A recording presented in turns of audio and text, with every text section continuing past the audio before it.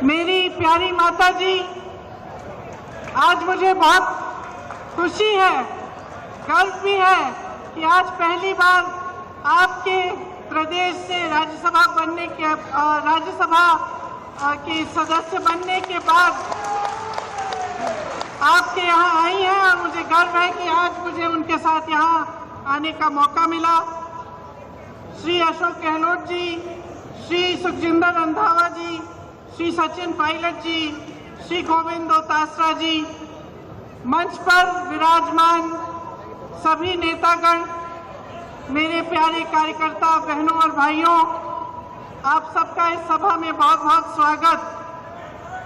आज ये मौका है कि हम अपनी पार्टी का घोषणा पत्र आपके सामने रख रहे हैं। आपने देखा होगा कल एक सभा हुई थी दिल्ली में और ये घोषणा पत्र देश के सामने रखा गया। इसे हमने न्याय पत्र का नाम दिया है ताकि ये स्पष्ट हो कि ये सिर्फ घोषणाओं की एक सूची नहीं है जिन्हें हम चुनाव के बाद भूल जाएंगे। ये एक संघर्ष की आवाज है, इस देश की आवाज है जो आज न्याय मांग रही है। और इसका मतलब क्या है? देखिए, आज की परिस्थितियां क्या है आप मुझसे अच्छी तरह जानते हैं। बेरोजगारी चरम पे है। 45 सालों में इतनी बेरोजगारी नहीं रही जितनी आज है।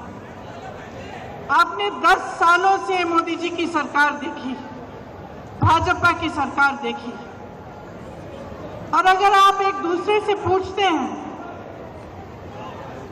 अड़ोस पड़ोस के घरों में जाते हैं, अपने घरों में खुद झांक के देखते हैं, तो क्या पता चलता है क्या किया इन्होंने बेरोजगारी को हटाने के लिए? बड़े बड़े वादे किए थे, बड़ी बड़ी घोषणाएं की थी, एक भी पूरा नहीं किया।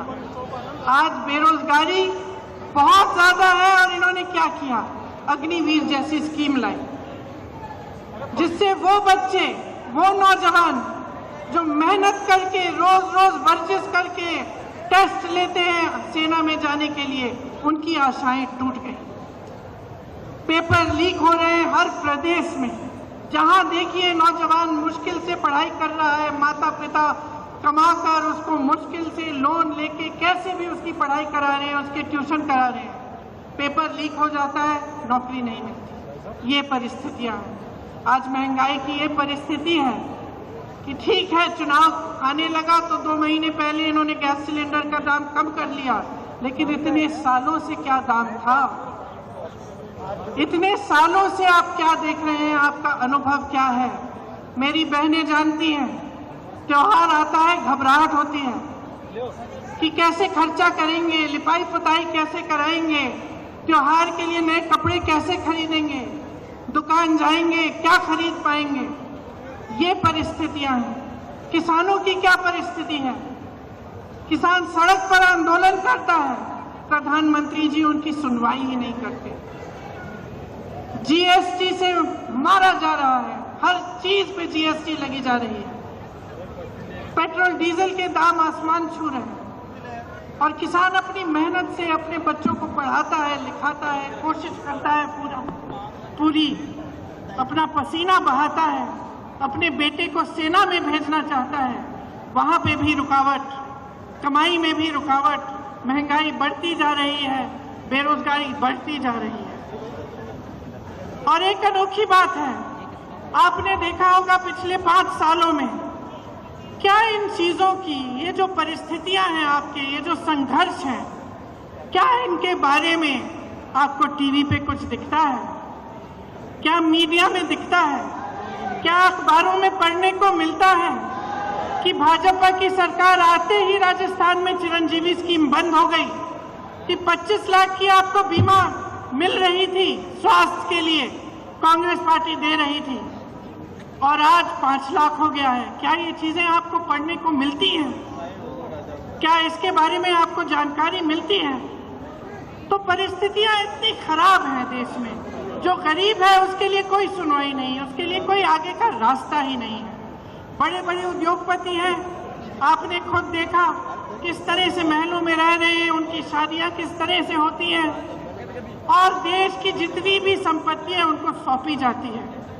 उनके हजारों करोड़ के जो लोन है वो माफ हो जाते हैं। किसान के 10,000 के लोन के लिए किसान आत्महत्या करता है। ये परिस्थितियां हैं आज, लेकिन आपको जानकारी नहीं मिलती।